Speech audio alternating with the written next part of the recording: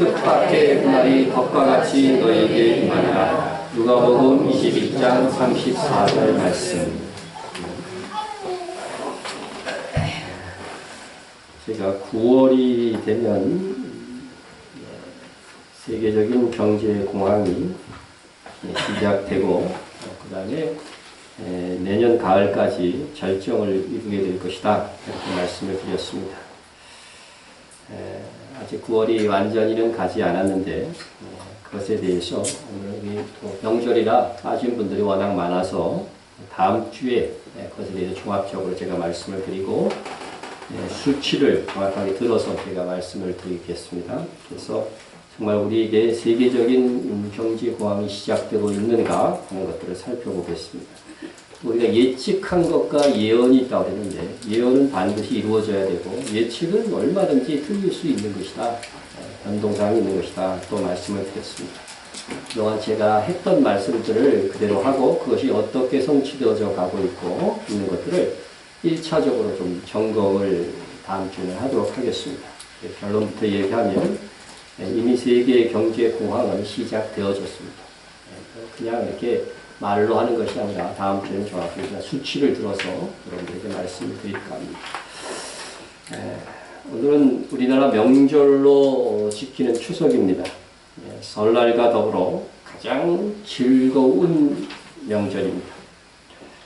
성경에도 우리나라 추석과 같은 절기가 있는데 우리나라와는 달리 이스라엘은 두 번의 감사절기가 있습니다. 하나는 오순절, 맥추절이라고도 부르고 또 칠칠절이라고도 부르는 밀과 보리 농사에 대한 감사의 계절이 있습니다. 또 하나는 열매추수, 열매추수에 감사하는 장막절 혹은 초막절이 있습니다. 우리에게는 다음 주에 성경의 날짜에 맞추어서 장막절 추수 감사절을 지킬 것입니다. 우리나라는 이스라엘과는 좀 다른 환경에 있지요. 우리는 쌀을 주식으로 하기 때문에 가을에 쌀을 거두는 것에 우리의 추석이 맞추어져 있고 또 이 시기에 과일도 같이 수확을 하니까 수확하는 감사절기로 본다면 우리나라 추석이 더 큰, 몰아서 하니까 더 큰 명절이 될 수가 있습니다. 그러나 성경에 두 번의 감사절기가 있는 것은 우리에게 영적인 의미를 가지고 있는 것입니다. 초림시의 예수님께서 6월절에 돌아가시고 무교절에 무덤에 들어가시고 또 초실절에 부활하시고 또 부활하신 열매를 오순절 감사절기에 이렇게 거두게 되는 거죠. 이게 첫 번째 감사절기의 의미입니다. 이는 성령의 강림을 통한 이방인들에게 복음을 전해지는 것으로 영적인 열매로도 나타나게 됩니다. 첫 번째 예수님께서 이 땅에 오셨을 때 정확하게 절기를 맞추어서 사역을 하셨다고 한다면 또한 가을 절기에 따라서 재림하시고 재림의 열매인 성령 충만의 역사도 일어나게 될 것입니다. 오늘 본문은 예수님께서 초림 때에 하신 사역을 총론적으로 말씀하신 것이지만 이를 통해서 우리는 이제 재림의 시즌이 다가왔음을 알리는 말씀으로도 배울 수가 있습니다. 예수님께서 그 자라나신 곳이 어디죠? 나사렛이라고 하는 곳이죠. 나사렛에 가셨어요. 근데 안식일에 늘 하던 대로 회당에 들어갔다고 하셨는 걸 보니까 어렸을 때부터 예수님은 이 회당에 드나들으셨던 것을 우리가 알 수가 있습니다. 자, 예수님께서 이미 여러 회당에서 가르친 바가 있고 무수사람의 칭송을 받으시고 그 소문이 나사렛 사람들에게도 이미 다 들려온 상황입니다. 예수님께서 나사렛 회당에 서시자기에 사람들이 예수님께 성경을 갖다 줍니다. 오늘날처럼 우리가 신구약 성경이 이렇게 있는 것이 아니고 이사야서는 이사야서, 모세오경은 모세오경이 따로 있기 때문에 공교롭게도 이 사람들이 갖다 준 것이 뭐냐면 이사야서였어요. 근데 이사야서가 오늘날로 하면 66장까지 있잖아요. 옛날에는 뭐 장수가 구별이 없었으니까. 근데 그 많은 곳에서 오늘날로 하면 이사야서 61장 1절과 2절을 찾으셔가지고서 읽으십니다. 그 말씀이 주의 성령이 내게 임하셨으니 이는 가난한 자에게 복음을 전하게 하시려고 내게 기름을 부으시고 나를 보내사 포로된 자에게 자유를, 눈먼 자에게 다시 보게 함을 전파하며 눌린 자를 자유롭게 하고 주의 은혜의 해를 전파하게 하려 하심이라 하였더라. 주님께서 이 말씀을 하시고 이사야서의 이 말씀을 그대로 읽으시고 그 다음에 회중들을 향하여 하신 말씀이 이것입니다. 이에 예수께서 그들에게 말씀하시되 이 글이 오늘 너희 귀에 응하였느니라 하시니. 이사야서 61장에 대한 예언이 바로 누구에 대한 예언이다? 나에 대한 예언이다. 내가 지금 현재 이것을 이루어 가고 있다. 이렇게 주님은 말씀하신 것입니다. 그렇다면 우리가 초림시, 예수님의 초림시의 사역을 통해 지금까지 성취되고 있는 것이 무엇인지 이 말씀을 통해서 알 수가 있습니다. 첫째, 예수님은 성령의 기름 부음을 받고 가난한 자에게 복음을 전하기 위해 이 땅에 오셨다는 것입니다.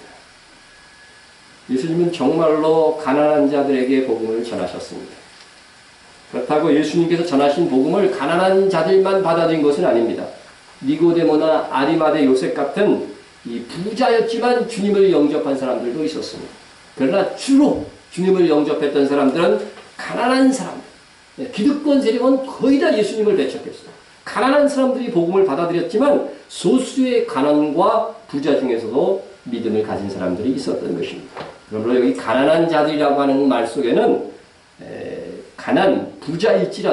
부자일지라도 자기 욕심을 극복한 심령이 가난한 자들도 일부 포함되어져 있다. 이렇게 받아들여야 될 것입니다. 둘째는 예수님께서 포로된 자에게 자유를, 눈먼 자에게 다시 보게 함을 전파하며 눌린 자를 자유롭게 하시기 위하여 오셨다. 이것입니다. 그러나 이 말씀도 실상 복음을 전함으로 해서 일어나는 현상을 쭉 설명한 것입니다. 우리 예수님으로 인해서 죄의 포로에서 우리가 자유를 얻었습니다. 죄의 포로에서, 죄의 노예, 극복할 수 없는 이 죄의 문제, 여기에서 놓여서 자유하게 됐습니다. 우리는 복음의 눈먼 자들이었지만 다시 보게 함을, 그래서 하나님의 나라를 볼 수 있게 되었습니다. 사탄 막에 물려있던 것에서 우리는 자유롭게 되었습니다. 예수님께서 복음을 전하실 때 이러한 사항들이, 이게 영적인 의미가 있지만 실제적으로도 이루어졌어요. 그래서 예수님이 복음을 전하실 때도 실제적으로 눈먼 자, 소경이 눈을 뜨는 역사들이 일어났습니다. 귀신에게 포로되고 눌린 자들이 예수님의 죽기의 역사를 통해서 깨끗하게 듣게 되고 병이 낫는 역사가 일어났습니다. 하지만 이러한 기적은 예수님의 말씀을 듣고 그분을 영접하고 또 영적인 변화가 있는 사람들에게만 일어났다는 사실입니다. 그래서 본래의 목적은 영적인 의미로 더 가치 있게 우리는 받아들여야 될 것입니다. 예수님께서로부터 시작된 이 회복의 역사는 예수님께서 부활 승천하시고 수많은 오고 가는 세대의 주의 종들을 통해서 지금까지 계속되어져 오고 있는 것입니다. 그러나 이 모든 사역은 예수님께서 이 땅에 오심으로 해서 시작된 사역입니다. 우리가 이 예수님의 권세를 사용할 때에 우리가 눌린 것에서 자유롭게 될 수가 있습니다. 그동안 예수를 믿으면서도 참 이렇게 눌려있는 분들이 있어요. 눌려있어요. 무엇인가? 여러분, 우리가 예수의 권세를 사용해야 됩니다. 이 권세는요, 우리의 모든 억눌렸던 것을 풀어주는 것이고, 우리의 갇힌 것을 다 풀어줄 수 있는 권능과 능력의 복음을 우리가 받은 것입니다. 선포하시기 바랍니다. 우리가 그것을 충분히 사용하지 못하는 부분이 있습니다. 예수의 이름으로 우리는 원수를 물리칠 수 있으며 참된 자유를 구가할 수 있습니다. 그러므로 예수님의 이름으로 선포하시고 예수님의 이름을 의지하여서 우리가 담대하게 무슨 일들을 해나가야 되는 것이죠. 우리가 거기까지 나아가야 역사가 나타납니다. 역사가 나타납니다. 한 번은 세례 요한이 자기 제자 중에 둘을 예수님께 보내어서 이런 질문을 하게 됩니다. 오실 그이가 당신이오니까 우리가 다른 일을 기다리오니까. 슬프게도 요한은 자신이 직접 예수님께 세례를 주었고 그때 하늘에서 음성이 들렸고 그의 성령의 놀라운 체험을 했으면서도 불구하고 예수님의 메시아 되심을 의심하였던 것입니다. 그래서 제자 둘을 보내어 당신이 진짜 메시아입니까? 아니면 새로운 메시아를 우리가 기다려야 됩니까? 정말 말도 안 되는 질문을 했습니다. 그때 예수님께서 대답하셨습니다. 예수께서 대답하여 이르시되 너희가 가서 보고 들은 것을 요한에게 알리되 맹인이 보며 못 걷는 사람이 걸으며 나병 환자가 깨끗함을 받으며 기먹은 사람이 들으며 죽은 자가 살아나며 가난한 자에게 복음이 전파된다 하라. 이 말씀은 바로 이사야서 61장 1절에서 2절 메시아에 대한 예언이 예수님으로 인하여서 지금 성취되고 있다고 하는 것을 말씀하고 있는 것입니다.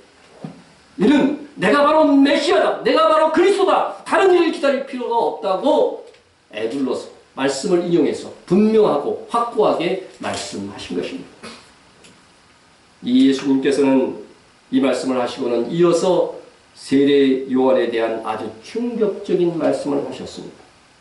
누구든지 나로 말미암아 실족하지 아니하는 자는 복이 있도다 하시니라. 누구든지 나로 예수님으로 말미암아 실족하지 않는 자가 복이 있다고 하셨습니다. 여러분, 거지 나사로는 사람들에게 버림을 받고 온몸에 헌내가 있고 정말 부자의 상에서 떨어지는 부스러기로밖에 연명할 수 없음에도 불구하고 그는 끝까지 예수님으로 인해서 실족하지 않고 믿음을 지켰습니다. 그런데 우리가 물어보는 이 세례 요한은 예수님께 세례를 베푸며 놀라운 체험을 했고 하늘의 음성까지 들었음에도 불구하고 자기가 감옥에 갇혀있자 예수님으로 인하여 실족하고 말았던 것입니다. 이 땅에 있을 때 나사로와 거지 나사로와 세례 요한을 비교해봤어요. 비교도 안 되는 일들을 했어요. 세례 요한이 엄청난 일을 했잖아요. 근데 세례 요한은 슬프게도 예수님의 존재에 대해서 의심했던 것입니다. 그래서 급기야 두 제자, 요한이 보냈던 두 제자가 돌아간 다음에 이에 세례 요한에 대해서 예수님께서 이렇게 말씀하십니다. 기록된 바 보라, 내가 내 사자를 내 앞에 보내리니 그가 내 앞에서 내 길을 준비하리라 한 것이 이 사람에 대한 말씀이라. 내가 너희에게 말하노니 여자가 낳은 자 중에 요한보다 더 큰 자가 없도다. 그러나 하나님의 나라에서는 극히 작은 자라도 그보다 크니라 하시니. 세례 요한은 구약성경에 예언되어 있는 주의 길을 준비하는 자였습니다. 그래서 그가 받은 사명으로 인해서 그는 여자가 낳은 자 중에 가장 큰 자, 여자가 낳은 자 중에 그보다 큰 자가 없다. 주의 길을 예비하는 이 사명이 그렇게 그 사람을 크게 만든 것이죠. 여러분, 주의 오실 길을 예비한 자가 여자가 낳은 자 중에 가장 큰 자라고 했다고 한다면, 우리가 다시 오실 주님의 길을 예비하고 준비하는 자가 된다고 한다면 정말 우리가 얼마나 하늘의 큰 상을 받게 될 것인지 여러분 상상해 보십시오. 어쨌든 세례 요한은 그가 받은 사명으로 인해서 여자가 낳은 자 중에 가장 큰 자로 태어났어요. 그런데 충격적인 말은 그 다음 말씀입니다. 그러나 하나님의 나라에서는 극히 작은 자라도 그보다 크니라 하시니. 이게 도대체 무슨 말씀입니까? 하나님의 나라에서 극히 작은 자라도 세례 요한보다 크다고 하는 이 말씀을 여러분 이해를 하고 계십니까? 천국에서는 요한보다 작은 자가 없을 것이라고 하는 말씀입니다. 우리 중 누구도 다 천국에 갔을 때 세례 요한보다는 더 큰 상을 다 얻을 것입니다. 결국 세례 요한은 위대한 일을 했지만 천국에서는 가장 작은 자가 되고 말았습니다. 그러므로 하나님의 나라에서는 내가 한 크고 놀라운 일 때문에 나는 반드시 큰 상을 받을 거야, 이렇게 생각하는 것은 착각일 수 있다는 것입니다. 상은 잃어버릴 수 있다는 것입니다. 주님은 빌라델비아 교회에게도 분명히 말씀하셨습니다. 내가 속히 오니 내 가진 것을 굳게 잡아 아무도 내 면류관을 빼앗지 못하게 하라고 하셨습니다. 여러분, 우리의 구원은 빼앗길 수 없는 것이지만 우리의 상급, 우리의 면류관은 빼앗길 수 있는 것이라 주님이 말씀하셨어요. 그 대표적인 인물이 바로 세례 요한입니다. 믿음으로 가는 나라 하나님의 나라입니다. 그리고 또한 분명 우리 행위를 따라 우리는 하늘에서 상급을 받을 것입니다. 그러나 중요한 것은 의심하지 말아야 됩니다. 주님의 사랑과 말씀을 끝까지 믿고 확고하게 붙들어야 됩니다. 예수님께서 나의 구세주시며 다시 오실 우리의 신랑이심을 확고하게 믿고 있어야 됩니다. 세례 요한은 예수님이 그리스도이신가를 의심함으로 해서 여자가 낳은 자 중에 가장 큰 자에서 천국에서 가장 작은 자로 전락하고 말았습니다.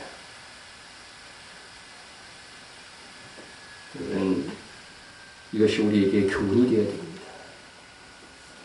교훈이 되어야 됩니다. 내가 이렇게 놀라운 일을 했는데 하나님 나에게 뭐 아무 축복도 안 해줘. 세례 요한이 그렇잖아요. 놀라운 일들을 했어요. 그런데 감옥에 갇혔어요. 예수님은 아주 이렇게 유명한 인으로 지금 막 소문이 퍼졌다는 소식을 들었는데 감옥에서 예수님은 나를 구원해 줄 생각도 안 하셔. 실족한 겁니다. 여러분, 우리의 믿음을 시험하는 상황과 여건들이 우리의 삶 속에서 늘 이와 같이 있을 수 있다는 것. 끝까지 믿음을 지켜야 됩니다. 끝까지 견디는 자가 구원을 얻으리라. 네, 예수님의 복음은 이렇게 가난한 자들에게 전파되었어요. 가난한 자들에게 전파되었어요. 네? 가난한 상태에서 그들은 비관하지 않고 믿음을 가졌던 것이에요. 네? 예수님의 초림 때로부터 그분의 종들을 통해 가난한 자들에게 복음이 전파됐고 포로된 자에게 자유를, 눈먼 자에게 다시 보게 함을 전파하며 눌린 자를 자유롭게 하셨습니다. 이는 한마디로 이어지는 말씀, 주의 은혜의 해를 전파하게 하려 하십니다. 이게 구체적으로 실현된 것을 말씀한 거죠. 이사야서 61장 2절에 이 땅에 오실 메시아가 주의 은혜의 해를 전파하실 것이라고 하셨는데 예수님께서 오셔서 이런 여러 가지 사역을 통해서 감당하셨다. 그것이 오늘날까지 주의 종들이 계속해서 감당하고 있는 일들이다. 그렇다면 여기서 은혜의 해라고 했는데 이 은혜의 해는 어느 해를 도대체 가리키는 걸까? 몇 년도를 가리키는 걸까? 이는 구약 성경에서 하나님께서 명한 희년을 가리키는 거예요. 희년. 이것이 오늘 말씀의 주제입니다. 여러분, 이번 주, 지난주를 통해서 뭐가 시작됐어요? 희년이 시작됐어요. 하나님의 백성이 지켜야 할 절기 중에 레위기 23장에 보면 1년에 꼭 지켜야 될 7절기가 있어요. 7년마다 지켜야 되는 안식년도 있어요. 그런데 최고의 큰 절기는 50년마다 지키는 희년인 것입니다. 매년 오는 절기보다 7년 혹은 평생에 한 번 정도 오는 이 안식년과 희년은 훨씬 지키기가 어려운 절기입니다. 이 절기는, 다른 절기는 길어야 8일이에요. 그런데 이 절기는 무려 1년 동안 지켜야 하는 절기라는 점에서 더욱 그렇습니다. 농사를 지어서 그에 먹습니다. 해서 먹어요. 예? 그에 일해서 그에 먹고 사는 이스라엘 백성들에게 과연 안식년이라고 해서 1년 동안 농사를 짓지 않고 살 수 있을까요? 거기에 대해서 희년은요, 안식년 다음에 지내는 거니까요, 2년 동안 농사를 짓지 않아도 도대체 괜찮을 것일까? 예? 여러분, 이 희년은 안식년의 연장선상에 있는 최고의 절기. 그런 의미에서 안식일과 안식년을 잠깐 살펴보고 이렇게 희년에 대해서도 생각해 보겠습니다. 안식일은 사람을 위해서 주신다. 예수님께서도 안식일이 사람을 위하여 있는 것이요, 사람이 안식일을 위하여 있는 것이 아니니 했습니다. 그러니까 안식일에 대한 규정이 있어도 그것이 사람을 해악하게 하면 안 돼요. 그 규정이. 알았어요? 안식일의 규정의 정신이 그래요. 안식일날 하지 못할 일들이 쭉 있지만 오히려 그죠? 극박한 상태에서는 그것을 꼭 해야 될 만할 때가 있다는 거죠. 그런 것들을 해야 된다는 거죠. 이 안식일의 정신이 사람을 위하여 것입니다. 근데 안식년은요, 사람을 위해서 제정한 절기라기보다는 땅을 위한 절기입니다. 그래서 안식년을 땅의 안식년이라고도 합니다. 내가 거둔 후에 자라난 것을 거두지 말고 가꾸지 아니한 포도나무가 열매 맺은 것을 거두지 마라. 이는 무슨 안식년? 땅의 안식년입니다. 물론 안식년에 땅을 쉬게 하면 자동으로 누구도 쉬어야 돼요? 사람도 쉬고 종들도 쉬는 거죠. 그래서 사람을 위한 것이 되기도 합니다. 그런데 성경에서는 분명히 초점이 안식일은 사람에게 있고 안식년은 땅에 있다. 그래서 안식년을 지키지 않으면 자연세계의 황폐함이 옵니다. 네? 오늘날 갈수록 자연이 몸살을 앓는 이유도 이런 연유 때문에 그런 것입니다. 그러면 희년의 절기는 뭐냐? 율법 규정을 보면 이렇습니다. 너희는 50년째 해를 거룩하게 하여 그 땅에 있는 모든 주민을 위하여 자유를 공포하라. 이 해는 너희에게 희년이니 너희는 각각 자기의 소유지로 돌아가며 각각 자기의 가족에게로 돌아갈지며 그 50년째 해는 너희의 희년이니 너희는 파종하지 말며 스스로 나는 것을 거두지 말며 가꾸지 아니한 포도를 거두지 말라. 이는 희년이니 너희에게 거룩함이니라. 희년은 무슨 안식년에 이어서 다시 1년 동안 파종하지 말아요. 네? 그리고 쉬어야 됩니다. 그런 점에서 희년은 안식일과 안식년과 공통점이 있다는 거죠. 이 부분은. 네?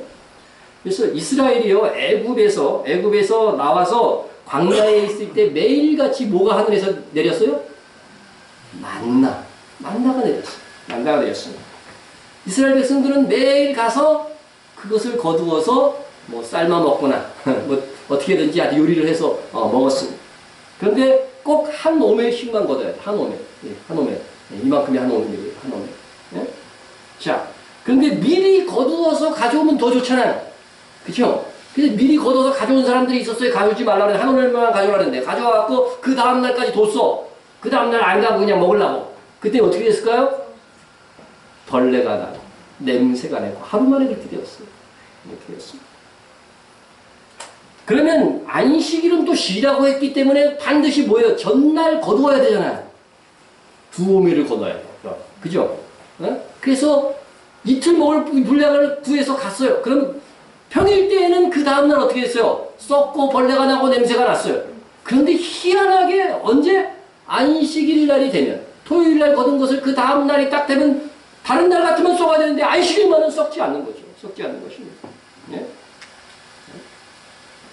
여러분, 하나님께서는 왜 백성에게 매일 양식을 위해서 일하게 하시고 안식일을 쉬게 하기 위하여 하루 전에 미리 예비하고 그때 그 안식일만은 또 양식을 만나를 썩지 않게 하신 것일까? 요즘식으로 하면은요, 일주일분 일 왕창, 그죠? 혹시 걷어가지고서 다 저장해놓고 이렇게 빼먹으면 훨씬 더 편리하고 좋을 텐데 말이죠. 하나님께서는 그 이유를 이렇게 말씀하셨습니다. 내가 너희를 위해서 하늘에서 양식을 비같이 내리더니 백성이 나가서 일용할 것을 날마다 거둘 것이라. 이같이 하여 그들이 내 율법을 준행하나 아니하나 내가 시험하리라.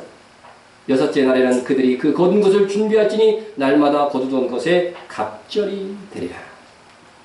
이렇게 양식 얻는 규정을 하나님께서 정하신 것은요, 이스라엘 백성들이 하나님의 율법을 준행하나 아니하나 그것을 어떻게 해요? 시험하기 위한 것이라고 말씀하셨어요. 그러니 오늘날도 우리가 주일에 일하느냐 일하지 않느냐를 통해서 우리가 하나님의 말씀에 순종하는가 아니하는가를 재어보신다고 하는 것입니다. 아시겠어요?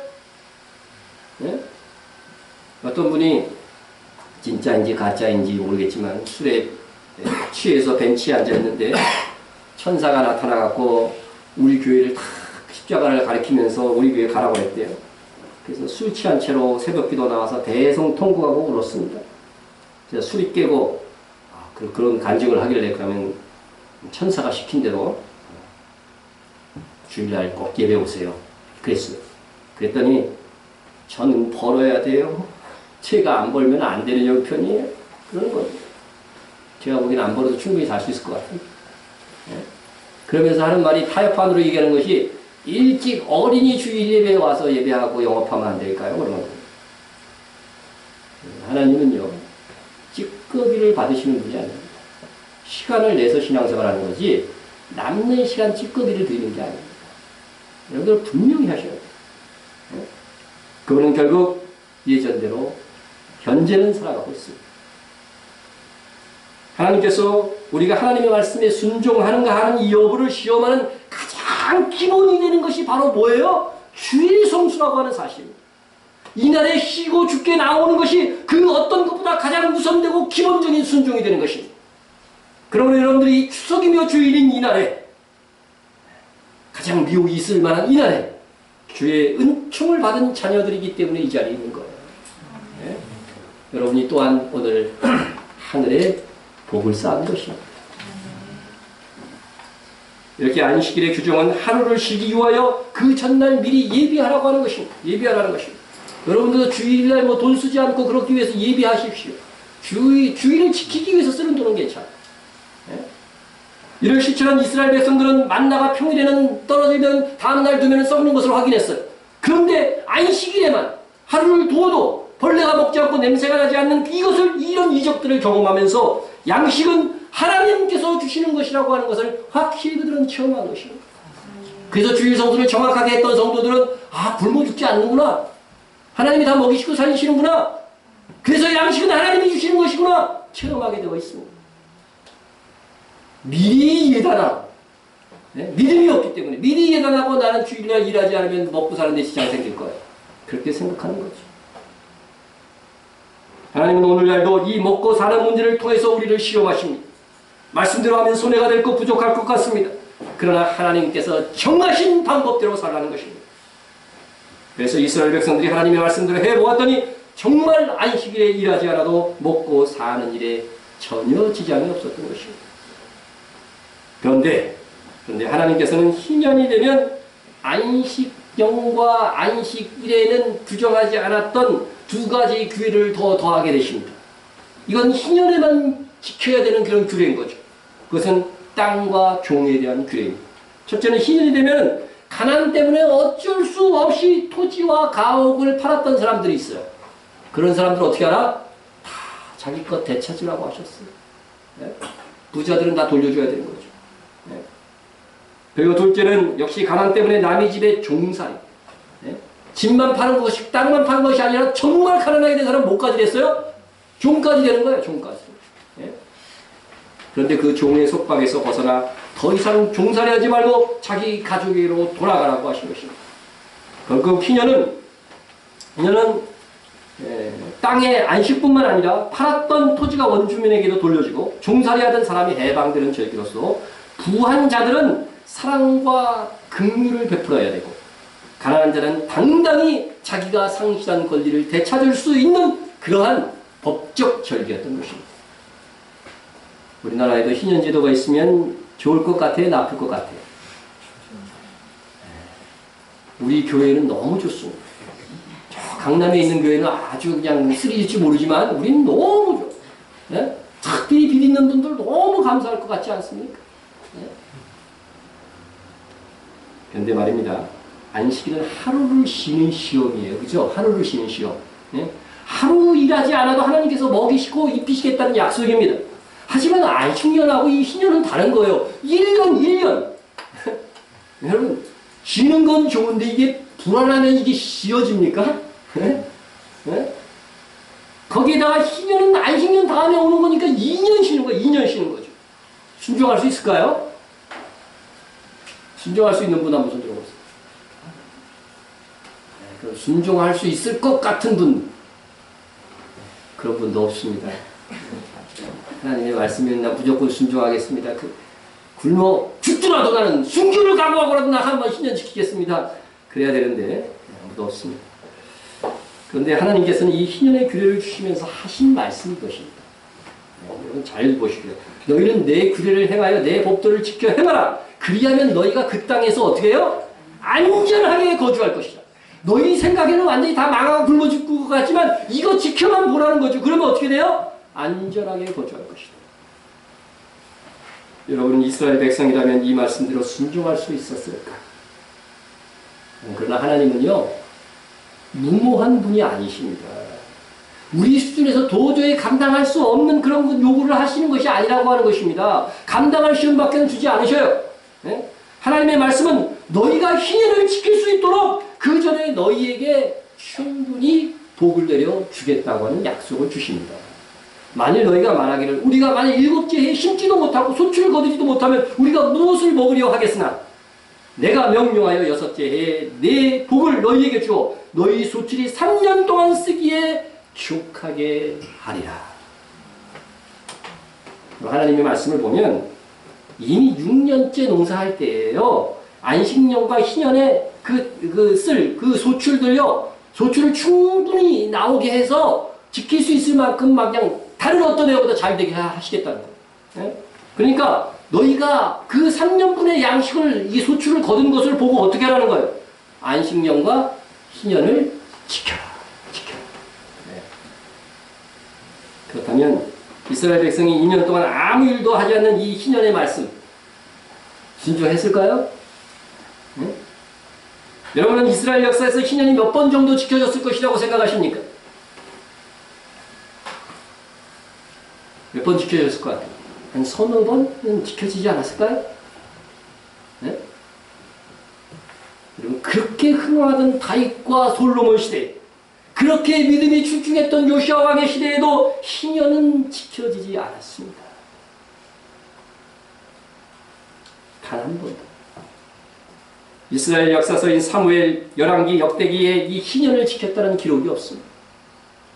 절기를 지켰다는 기록이 있어요. 6월절 낮에 요시아 왕의 시대에 최고로 잘 지켰다 그런 구절이 있어요. 그러나 희년을 지켰다는 구절은 없습니다. 규정만 있을 뿐 실행된 적이 없는 절기가 바로 안식년과 희년의 제도입니다. 그러면 왜 그들이 하나님의 말씀으로 규정된 이 안식년과 희년을 단 한 차례도 준행하지 못했을까? 그들이 분명 하나님께서는 그 6년째 되는 해에 뭐를 주신 거예요? 3년치 수확을 주셨을 텐데 그것을 보고서도 안식년과 희년을 지키지 못했던 것은 결국은 그들의 욕심 때문이었던 것입니다. 이미 주어진 복에 만족하지 못한 거예요. 2년 동안 쉬면서 하나님께 영광을 돌리는 삶을 살아야 하건만 그들은 그들의 재산을 더 많이 축적하고 더 일하고 더 욕심을 부렸던 것입니다. 그런 결과 그들은 어떻게 됐어요? 망했습니다. 하나님의 백성은요, 세상 사람들은 다 할 수 있어요. 하나님의 백성은 하나님의 말씀대로 살아야 되는 것이죠. 하나님은 3년치의 식량을 미리 주심으로 당신의 그 언약에 대해서 신실하셨지만 이스라엘은 하나님의 신실하심에 복주심을 보고도 그들의 욕심 때문에 희년을 지켜내지 못했던 것입니다.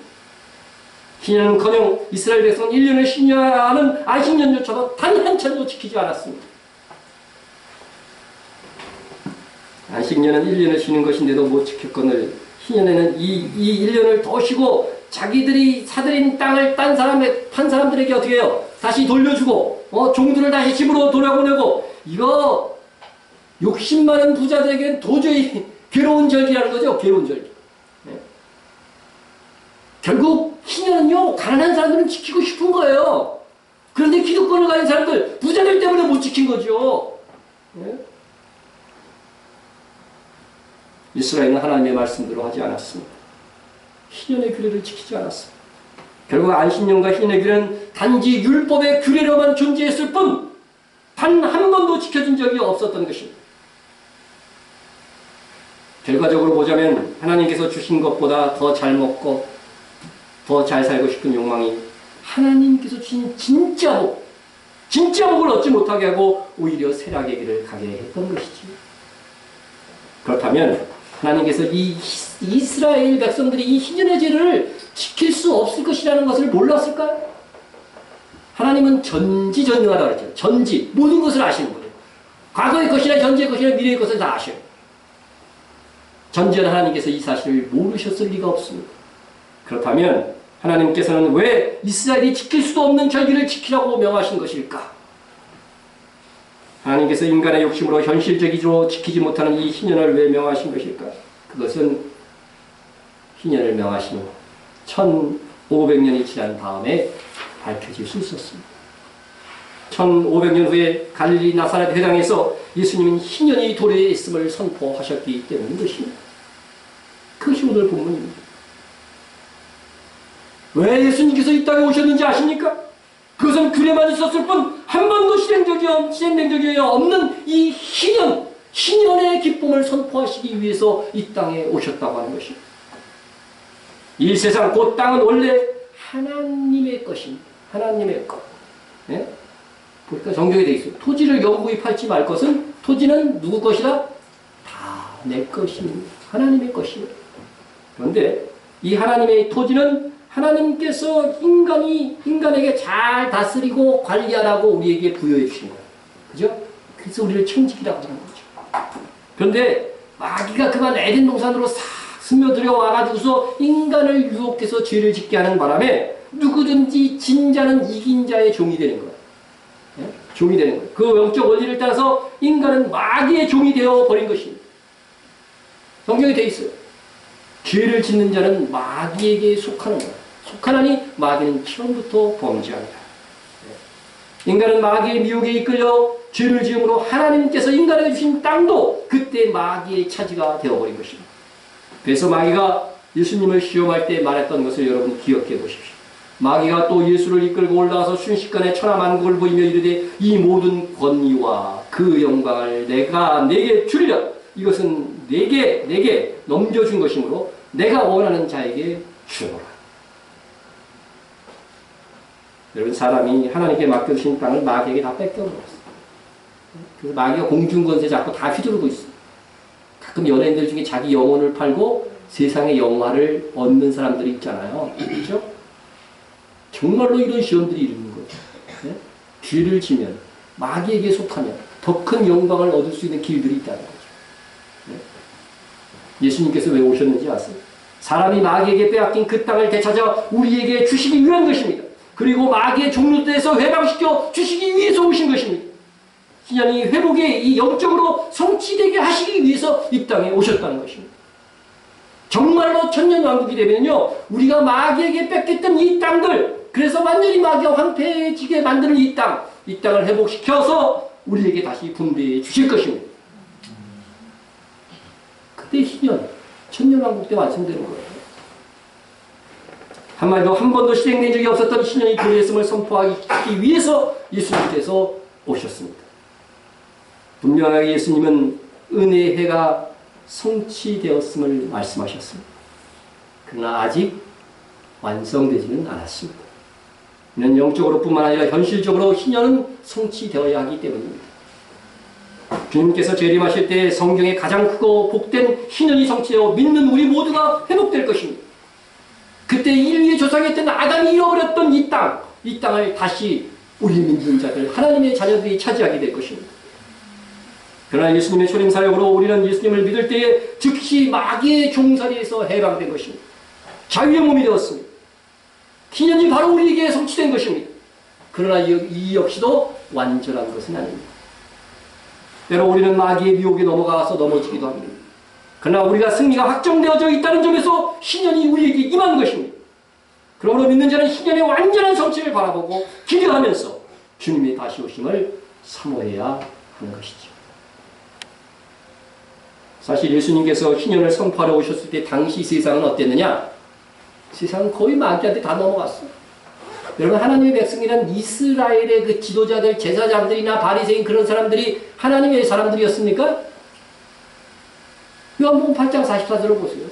너희 아비는 뭐라고요? 누구라고요? 마귀라고 했어요. 여러분, 오늘날의 목사 그 부류들이요, 일반 성도는 아닌데 그 부류들이 다 마귀의 종들이에요, 사실. 네? 그런 식으로 말했다면 얼마나 충격적인 겁니까? 이게 예수님의 진단이기 때문에 정확한 거 아니에요? 그러나 지금 우리는 믿음으로 마귀에게 종들했던 위치에서 완전히 해방되었습니다. 마귀가 어떻게 해볼 수 없는 존재가 되었습니다. 그러므로 이제 우리는 보통 존재가 아닙니다. 우리는 예수님의 권세로 마귀의 일을 멸할 수 있는 믿음의 사람들이 되었습니다. 예수님으로 말미암아 땅을 다시 되찾아 누리게 될 것입니다. 주와 함께 왕노할 존재가 된 것입니다. 우리의 권세가 이길 수 없는 교회의 일원이 되었습니다. 주어졌는데 이걸 사용하지 못해서 이게 문제인 거죠. 예수께서 세례 요한의 세례를 받으시고 나사렛 회당에 가셔서 첫 번째 행한 취임 설교가 바로 희년 선포의 이 설교였습니다. 그때 예수님의 손에는 이사야서가 들려져 있었습니다. 그러자 예수님은 일부러 이사야서 61장을 찾아서 읽으셨어요. 그리고 그 말씀이 그들에게 응하였다고 하셨습니다. 그렇습니다. 예수님께서는 그의 공생의 시작을 희년 선포로 시작하신 것입니다. 이는 예수님이 앞으로의 사역은 희년의 회복을 그들을 믿는 자들에게 주시기 위함이라고 하는 것입니다. 이스라엘은 하나님께 신실하지 않았지만 하나님께서는 아들 되신 예수님을 보내어 신년의 약속을 지켜주셨습니다. 이것이 바로 놀라운 하나님의 은혜입니다. 오늘날 이스라엘 백성이 예수님을 죽이고 범죄했기 때문에 하나님으로부터 완전히 버림을 받았다고 말하는 사람들이 있습니다. 이것은 하나님의 언약을 알지 못하는 무지함에서 오는 것입니다. 이스라엘은 회복될 것입니다. 그리고 이방인 우리도 마귀에게 해방되어 완전하게 회복될 것입니다. 그래서 마지막에는 이방인과 유대인이 하나가 된 교회가 요한계시록에 등장하는 것입니다. 여기서 중요한 것은 이스라엘은 단 한 번도 희년의 규례를 지키지 않았지만 그럼에도 불구하고 하나님께서는 희년의 규례를 지켜주셨다고 하는 사실입니다. 구약시대에도 이스라엘은 안식년과 희년의 규례를 지키지 않았지만 하나님께서는요 희년의 규례를 지켜주셨습니다. 역사를 잘 보세요. 하나님께서 이스라엘에게 땅을 주셨습니다. 어디 땅? 가나안 땅. 오늘날 팔레스타인 땅을 주셨습니다. 그런데 그들이 불순종으로 인해서 땅을 잃어버렸고 어떻게 됐어요? 바벨론에서 종살이하는 신자가 되었습니다. 이것을 개인에게 적용한다면 하나님께서 땅을 줬는데 잘못 운영해서 다 팔아먹고 또 뭐까지 된 거예요? 다른 사람의 종이 되는 거예요. 이게 희년이 되면 어떻게 돼요? 회복되는 거죠. 이게 나라 단위로 임한 것이 바로 이스라엘이 가나안 땅을 주었는데도 불구하고 그들이 잘 하나님을 믿지 못해서 어떻게 됐어요? 다 팔아먹고 다 땅을 빼앗기고 바벨론의 종살이가 된 거예요. 똑같은 경우입니다. 똑같은. 그런데 놀랍게도 이스라엘이 종살이하는 동안이 바로 그들이 땅의 안식년과 희년을 지킨 것이 되었습니다. 이에 토지가 황폐하여 땅이 안식년을 누린 같이 안식하여 70년을 지냈습니다. 여호와께서 예레미야의 입으로 하신 말씀이 이루어졌더라. 여러분 하나님이 왜 하필이면 70년 동안 바벨론의 포로가 되게 하실 것이라고 아예 미리 작정해서 예고하셨을까? 어떻게 지내다 보니 70년이 된 것이 아니고 너희는 70년 동안 포로 생활하게 돼. 왜 이렇게 미리 말씀하셨을까? 여러분 그 이유를 아십니까? 이스라엘은 그동안 490년 동안 안식년을 한 번도 안 지켰으니까 안 지킨 안식년의 횟수가 몇 번이에요? 70번입니다. 그래서 70년을 안식년으로 지키게 하신 것입니다. 그런데 이것은 이 기간이 묘하게 희년의 50년 기간도 된다는 사실입니다. 여러분 유대 나라가 바벨론의 포로로 3번의 공격에 의해서 망했는데 이 70년은요 정확하게 50년 동안 이스라엘이 참 정확하게 이제 이게 보면은 첫 번째 포로로 잡혀가서 이스라엘로 돌아온 요 기간이 딱 70년이에요. 70년. 그런데 이스라엘이 망할 때에 3번에 의해서 망했잖아요. 근데 마지막 3번째 침략에 의해서 완전히 성전이 무너지고 망했을 때를 기준으로 하면 몇 년이 되는지 아세요? 눈치 빠르신 분은 답이 나올 텐데 50년입니다. 정확하게 희년의 기간입니다. 결국 하나님께서는 유다 나라가 안식년과 희년을 자발적으로 안 지키니까 강제적으로 안식년과 희년을 지킬 수밖에 없게 하신 것입니다. 강제로지만 그 안식년과 희년의 기간이 찾아 아무도 예상하지 못했다. 이스라엘이 무슨 독립전쟁을 한 것도 아니에요. 그런데 놀랍게도 BC 537년경 바사왕 고레스의 칙령에 따라 이스라엘이 2년에 걸쳐 안식년과 희년이니까 2년이잖아. 2년에 걸쳐서 고국 땅에 돌아와서 종에서 해방되고 땅을 회복하게 된 것입니다. 이스라엘은 하나님께 불성실했지만 하나님은 참으로 강제로라도 안식년과 희년을 지키게 하시고 그 시간을 채우사 정확하게 하나님께서는 그들의 희년의 규례를 따라 땅과 신분을 회복시켜 주셨던 것입니다. 저도 신앙생활 하다 보니까 제가 감사운동을 좀 제대로 안 했잖아요. 그러면 꼭 하나님께서 강제로 할 수 있는 여건과 환경을 딱 열어주시는 경우들이 있어요. 네. 예를 들면 누구한테 돈 빌려줬는데 안 갚아. 그래서 뭐라고 이렇게 기도해요? 이양 못 받을 거 하나님 갚으면 다 드릴게요. 아, 고기도 하고 나면 꼴록도 갚네. 강제로라도 드리게 하시는 거죠. 회개하면서 드려야 돼 그런 거예요. 사실. 네? 여러분 이스라엘은 강제로 안식년과 희년을 지킨 거예요. 하나님께서 지키게 하시고 그 다음에 뭐를 주셔요? 회복을 주시는 거잖아요. 그냥 회복을 주시는 게 아니에요. 여러분 이게 강제로라도 지키게 하는 것은요 하나님이 나를 사랑하신다는 표시라는 거예요. 표시. 여러분 놀랍지 않습니까? 왜 하나님께서 유다가 멸망할 때 그들의 포로 기간이 70년이 될 것이라고 예고하셨는지, 그리고 마지막 포로로부터 50년이 되게 하셨는지, 이제서 우리는 이 비밀을 알게 되는 거죠. 그러나 이 희년의 의미는 영적인 의미가 더 큽니다. 영적인 희년은 하나님께서 우리에게 자유를 주셨으나 죄로 인해서 마귀에게 종노타는 우리 사람들을 해방시켜서 돌아오게 하시는 것입니다. 아담이 마귀에게 빼앗겨 황폐해져간 이 지구의 땅을 다시 빼앗아서, 여러분 천년왕국이 왜 있어야 되는지 아세요? 창조시의 땅으로 회복시켜서 천년의 세월을, 천년의 왕국을 우리에게 살게 하시기 위한 것입니다. 여러분 마귀가 일단 이 땅을, 하나님이 창조한 이 땅을 빼앗겨서 점점점 황폐되게 했잖아요. 그죠? 황폐되게 만들었어요. 그러면요, 예수님이 오셔도 마귀는 일정 부분 성공한 거잖아요. 다 망가뜨려 놨으니까. 그러나 마귀의 이 일을 멸하기 위해서 주님이 다시 오시는 거예요. 두 번째. 예? 그래서 이 땅을 다 회복시켜줬어요. 창조시의 땅, 창조시의 우리의 몸. 예? 아담과 하와는 영원히 죽지 않는 몸으로 창조됐거든요. 그 몸으로 우리가 회복되는 겁니다. 다 회복되고 호련히 변화되는 것입니다. 그래서 천년왕국이 있어야 되는 거예요. 그래서 무천년설을 주장하는 사람은 정말로 성경을 무지하게 주장하는 것입니다. 그러나 희년의 회복은 놀랍게도 천년왕국에서 끝나지 않습니다. 마귀에 뺏긴 우리의 영혼을 회복시켜 천년왕국을 넘어 영원한 하나님의 나라에서의 하나님의 아들로 살게 하시기 위함인 것입니다. 그래서 구약의 희년과 예수님께서 직접 행하신 희년의 선포는 한 가지 중요한 차이점이 나는데, 구약에서는 희년은 잃어버린 땅을 회복하여 돌려주는 것이었는데, 예수님께서는 이 땅의 땅뿐 아니라 하늘의 땅인 천국까지 되돌려 주려고 하셨기 때문인 것입니다.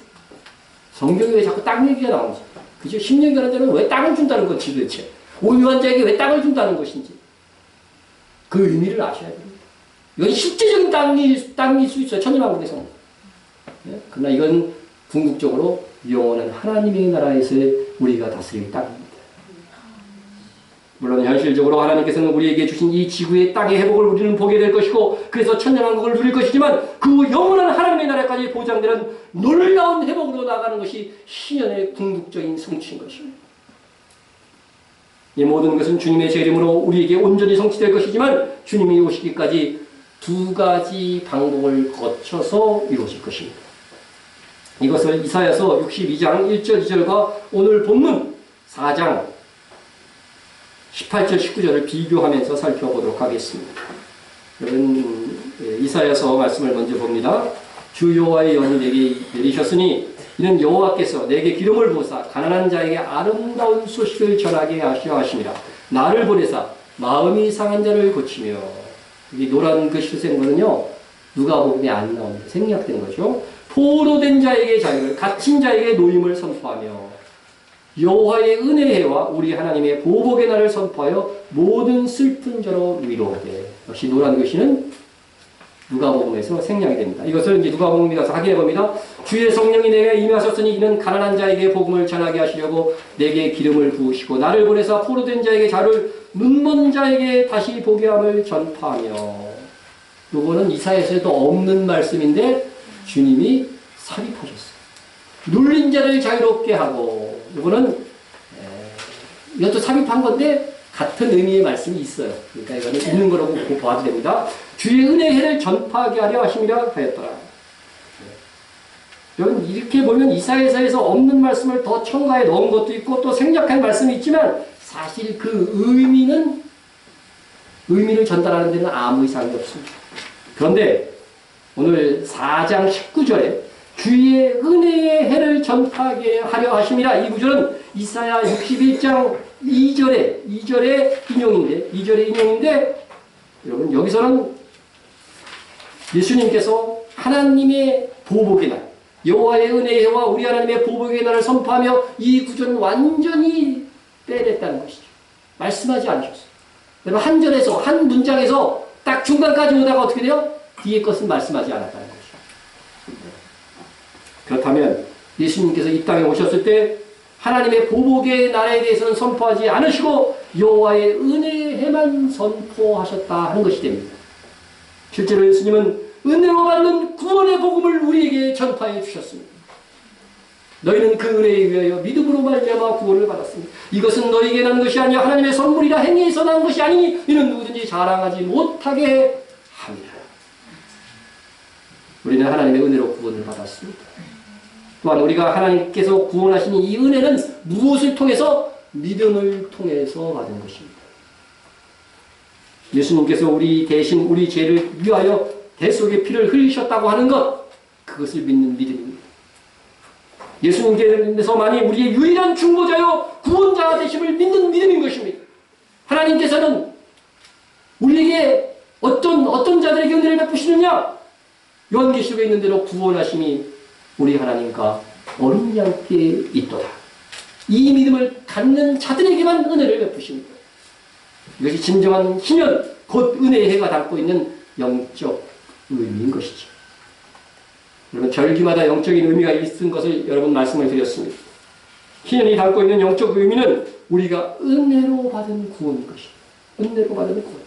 그러나 하나님은 은혜의 하나님이시지만 동시에 이사야서 61장 2절을 보면 보복하시는 하나님이라고 분명히 말씀하고 있습니다. 그의 은혜를 거절하고 하나님을 대적하는 자들에게 진실로 보복하시는 하나님이십니다. 우리가요, 복음을 전하면서 하나님을 사랑과 자비의 하나님으로만 전한다고 한다면 우리는 반쪽짜리 복음을 전하는 것입니다. 여러분, 하나님은 보복하시며 심판하시는 하나님이십니다. 하나님을 사랑과 자비의 하나님으로만 생각한다면 이거는 정말로 반쪽짜리 복음을 전하는 거예요. 성경의 복음은 한 번 죽는 것은 사람에게 정해진 것이고 그 후에는 뭐가 있으리라? 심판이 있으리라. 심판의 하나님. 심판의 하나님은 외면한 채 하나님의 사랑의 하나님만 전한다고 한다면 우리는 반쪽짜리 복음을 전하는 것입니다. 하나님을 사랑하라고도 우리는 전해야 되지만 하나님을 두려워하라고도 전해야 되는 것이죠.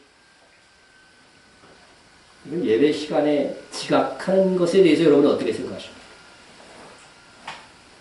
여러분, 귀한 분하고 약속을 했는데 내가 늦었어요. 그러면 어떻게 되는 것입니까?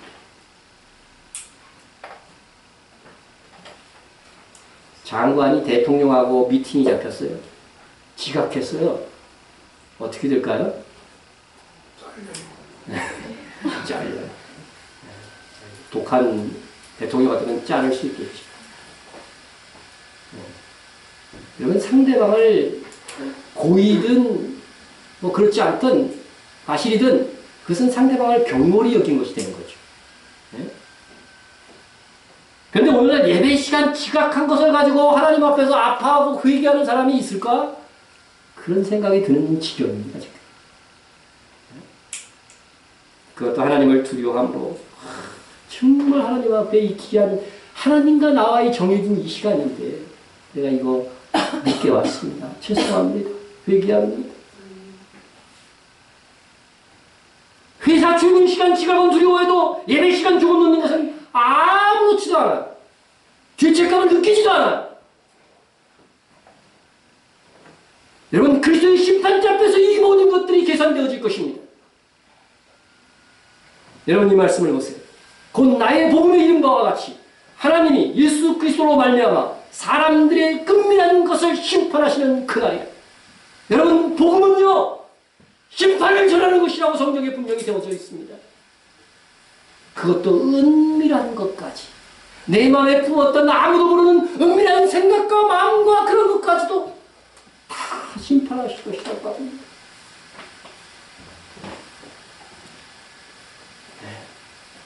남의 것을 탐한 것을 죄라고 말하는 세상의 법이 없죠. 한번 가졌으면 좋겠는데, 아유, 상황이 안 돼서 못 갔네. 여기 10계명의 마지막 계명이 뭡니까? 내 유이의 것을 훔치지 말랍니까? 탐하지 말아요. 우리 마음의 은밀한 것까지도 여러분 회개할 수 있어요. 은밀한 죄악, 심지어 꿈속에서도 뭐 나쁜 짓을 했다면은, 예? 그것까지 다 회개하세요.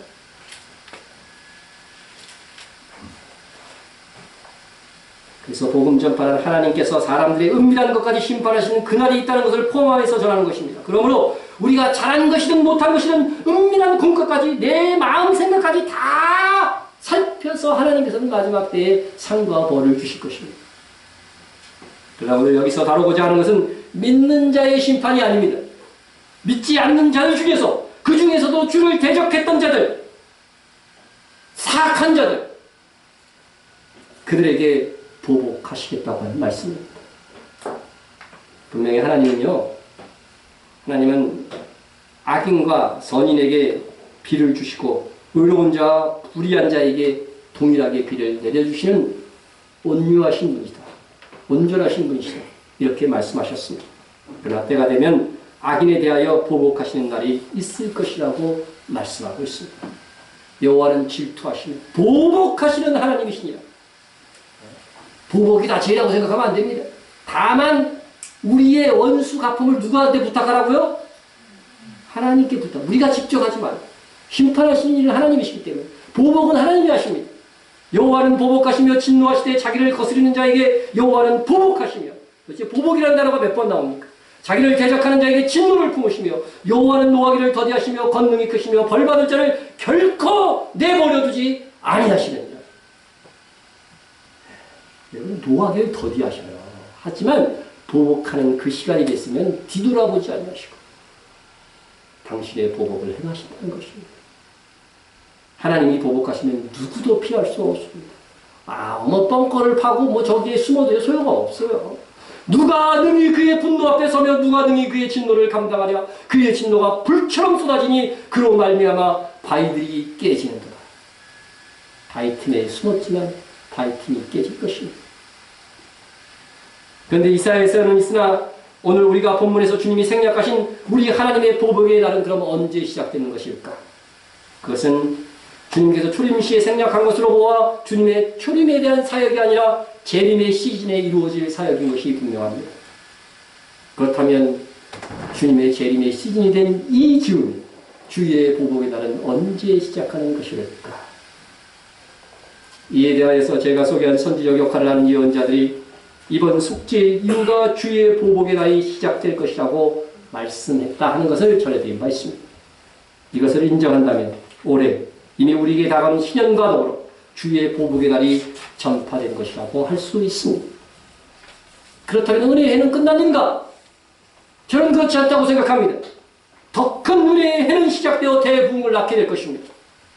단지 마귀의 종이 되어져서 하나님을 거스리며 대적하는 자들에게 이제는 더 이상 기회가 주어지지 않는다는 사실입니다. 보복하실 것이라고 여겨집니다.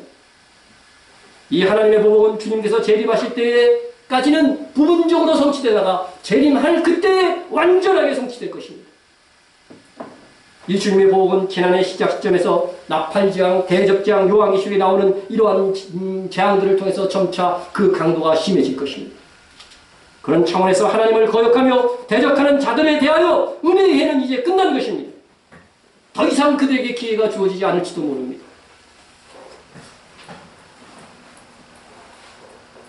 왜 이제 악한 세대에 대해서 은혜가 끝나고 보복이 시작되는가? 이 말씀을 드리는가 하면 그것은 우리에게 다가온 2015년의 희년이 범상치 않기 때문입니다. 올해의 희년은 예수님이 부활 승천하신 후에 40번째 맞는 희년입니다. 그리고 이스라엘에 사용되는 이 종교력으로는 희년의 제도가 시작된 지 올해가 70번째 희년이 됩니다. 그리고 이스라엘이 사용되는 민간력에는 올해가 창조 이후 6000년입니다. 토라 달력에 그랬습니다. 토라 달력. 네? 이 달력에는 올해의 희년이 창조 이후 120번째 주기로서 120몇 번째 희년으로 표시되어져 있다는 것입니다. 토라 달력 기준으로.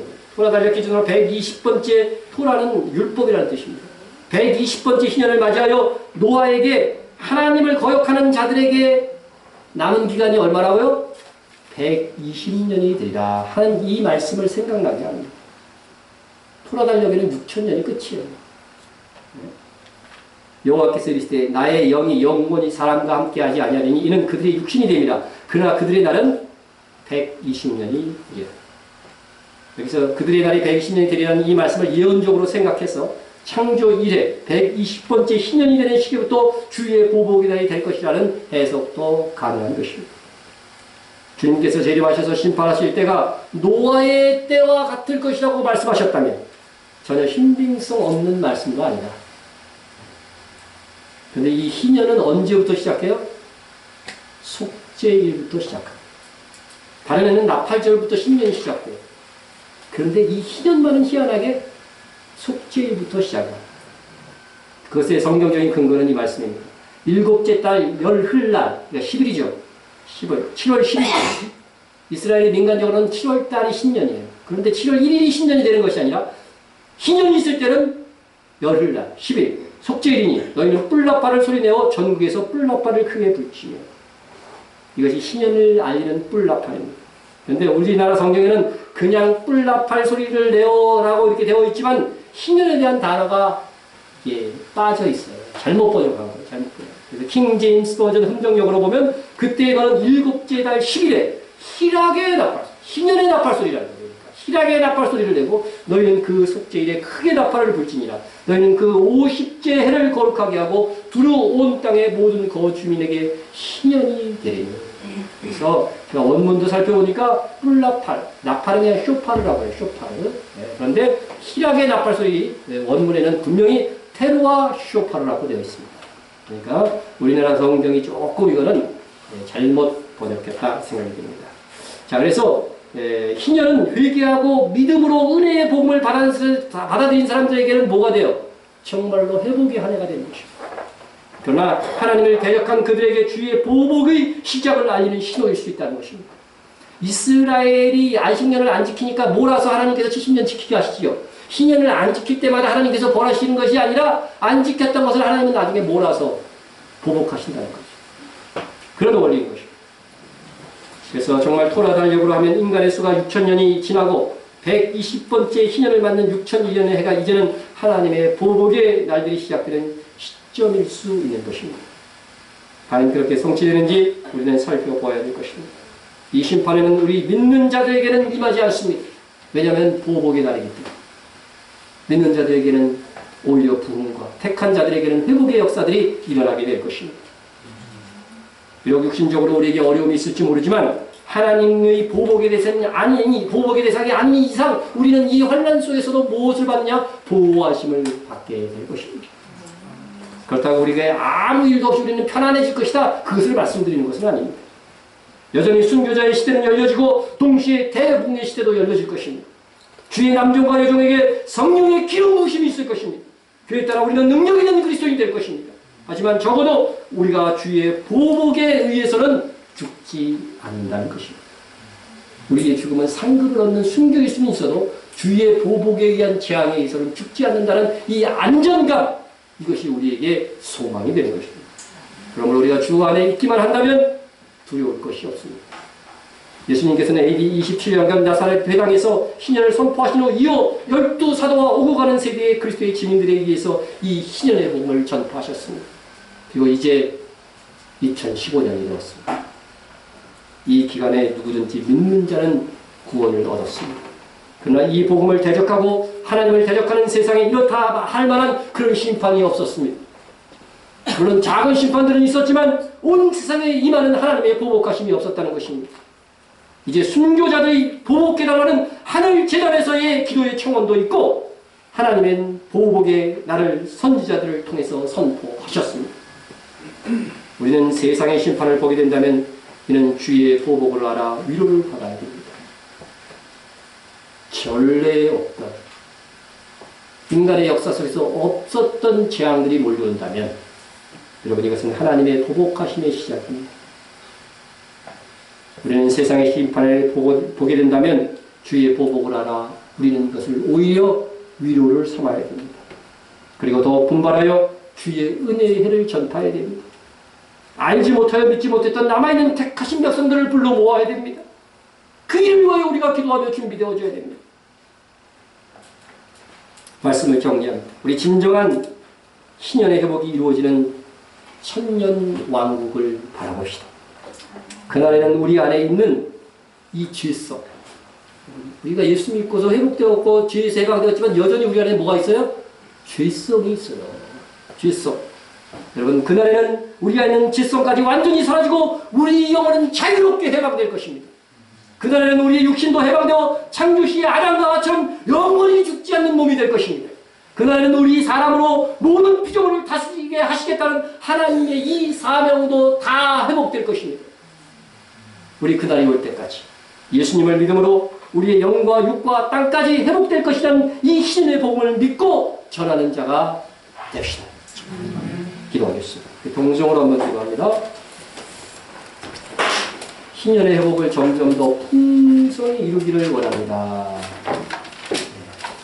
여러분, 완전한 회복이 그러니까 이 회복이 일어나는 것에 따라서 여러분의 상급이 결정됩니다. 재난의 시작과 주의 보복의 날에 우리는 주님의 보호하심 속에 있게 하소서. 말씀을 따라 보호하심을 구합시다. 하나님의 사랑함과 더불어 하나님을 두려워함으로 죄를 이기는 신자가 되게 해주십시오. 기도하시기 바랍니다. 우리는 하나님의 사랑만은 너무 생각했습니다. 그러나 하나님을 두려워할 줄 알아서 죄를 이기는 성도가 되기 위해서 기도하시기 바랍니다. 추석 명절에 오고 가는 성도들의 믿음과 안전을 위해서 기도하시고 서로 성도 간에 중보하시기 바랍니다. 동성으로 기도합니다. 사랑과 은혜가 충만